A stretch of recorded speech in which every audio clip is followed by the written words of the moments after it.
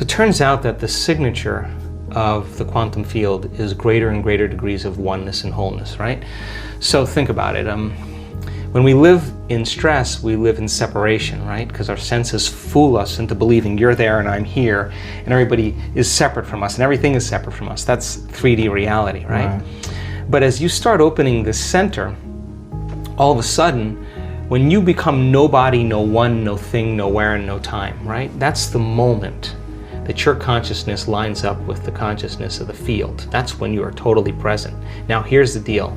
If I can get people to believe that just because they can't see something doesn't mean it doesn't exist, if they can just connect and pay attention to that field and stay present with it and become more aware of it, moment after moment after moment, every interaction with that invisible field, every experience lays down new circuits in their brain for them to perceive more of it, right?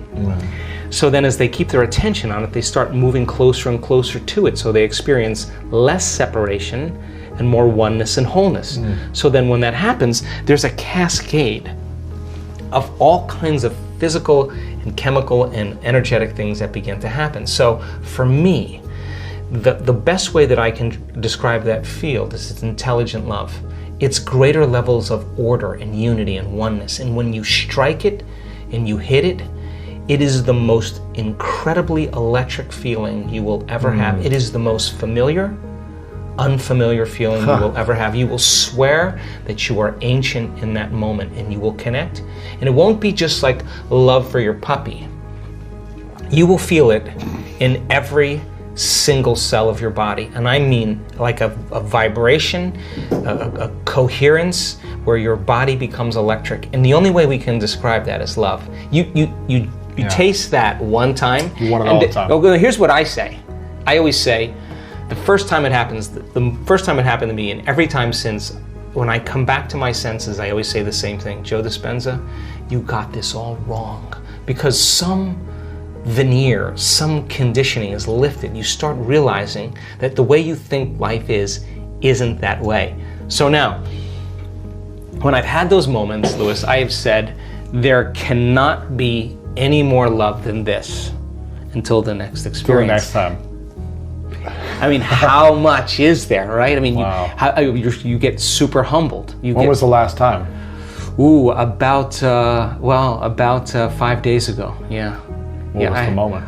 Ooh, I just had a very profound mystical experience. I was, I'll tell you the short story. And how often does it happen also? I don't know. I mean, I live for them. Yeah. So you try to do it every month if you can? Or no, weekly? I just do the meditations, and then when they happen, if I'm just in the right place and I don't have a plane to catch or an email to answer, and I have a little laxity and I can kind of surrender into the moment, I just, I had this incredible, I don't know how to describe this, but there was a geometric pattern, like mandala, I don't know what it was, and it moved right through my entire body, and it was like working with me, with my physical body, and wow. If I could surrender to it, it was just incredible bliss. I mean, incredible bliss. I mean, I don't know how to describe it. And wow. and when that occurs, when it happened to me, I had this.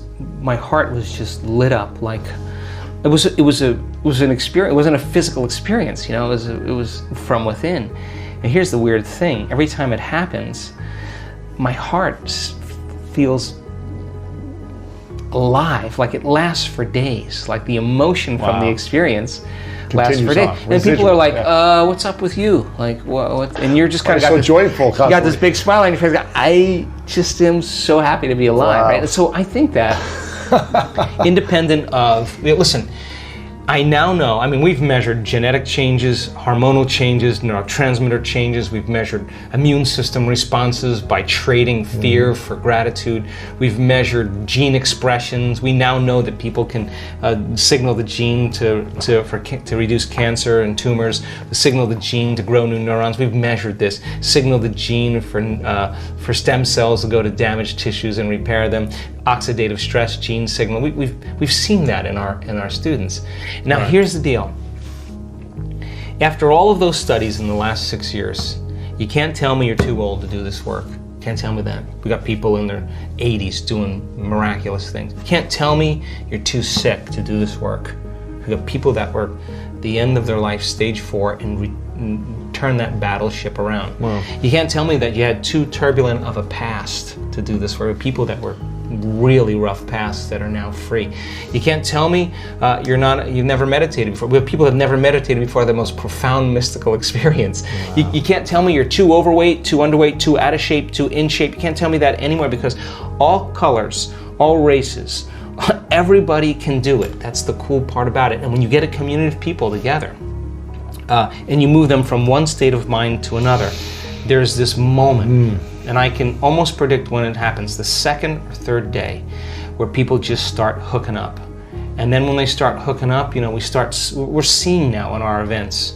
I mean, a lady that was blind from birth, 5% vision, by the end of the event was seeing. I mean, wow. How do you explain that? We had 3 people in the last 2 events that were deaf that are hearing now. Wow. People with crutches that were limited or walking without crutches and canes, spinal cord injuries, Parkinson's disease, in a week.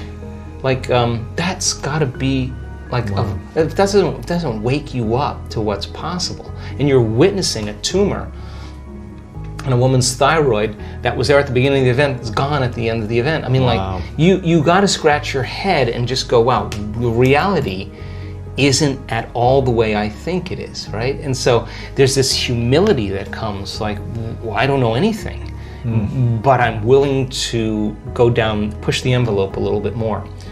So we're only as good as our ability to execute this, right? But as we get better at it. Consistency of it too, yeah. I'm all about consistency, and I'm be the first guy to say, do the blood test, do the scan, let's do the test to make sure that it's just not in your mind, it's in your brain. Yeah. Let's know. So now the evidence then supports it, the testimonials support it, and all of a sudden people now are beginning to wake up to what's possible. And just like the 4-minute mile. The 4-minute mile was broken. Once it was broken, we pierced the veil. Everyone did it. So we're just seeing now the same thing. We've pierced the veil, and people are just all in. They're not 50% in, they're all in. And my goodness, we're creating this kind of wake and momentum, but not just for healing, but for creating new jobs and new relationships, new opportunities. Abundance, everything, yeah. Whatever it is that they want. People come to the work for all kinds of reasons, and I don't really care. But by the time they start doing the work, all they really want to do is give.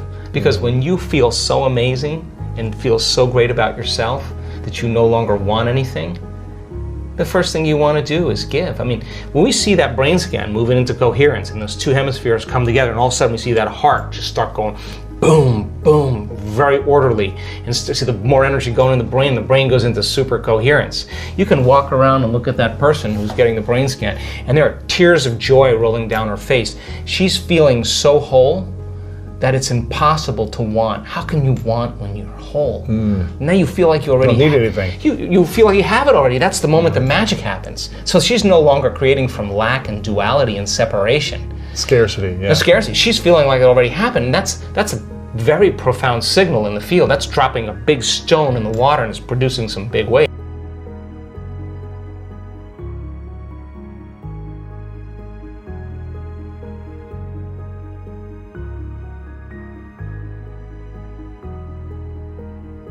And maintain that modified state of mind and body your entire day. And it's just a practice. And as you do that and you start seeing all the fun things happening, it's not like, oh, I gotta go create my life today. Right. You're like, I gotta go. Because I don't want the magic to stop.